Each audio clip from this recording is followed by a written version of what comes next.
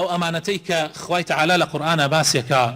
وفي غمري خواش صلى الله عليه وسلم بعملي جيبجي كردوا كوتو تسر أستوي منو توي مسلمانيش أما أمانتي خوايا دادقري أمانتي خوايا أبي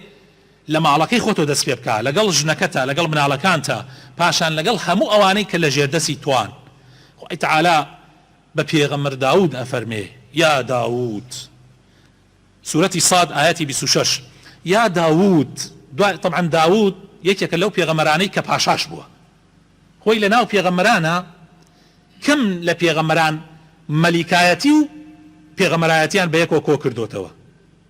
لداود ابوه لمحمد المصطفى شهبوا لسليمان شهبوا هندي لبيغمران تنها بيغمرايتيان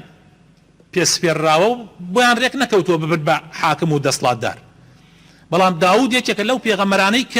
بيغمر بوا مليكيش بوا باتشاش بوا خوي تعالى بيفرمي يا داود إنا جعلناك خليفة في الأرض أي داود إيمت تو من كرد بكار بدست لسر زوية تو خليفي خواي باتشاي كاركاني خوا جيبجيكي فاحكم بين الناس بالحق لنيواني خلقيا بحق بداد قري حكم بك ولا تتبع الهوى شويني هوا وآرزوي هيج كسيك مكوا هيج كسي شويني هوا وآرزوي هيج كسي مكوا فيضلك عن سبيل الله دعي للربازي خواه لا تأدا قمرات أكا آقات ليبه إن الذين يضلون عن سبيل الله لهم عذاب شديد بما نسوا يوم الحساب براسي أواني للربازي خواه لا أدن براسي وانا نقبتيان بوهايا أوانا سزايكي زور سختيان بوهايا بهوي أوقع قيامتيان لبير شو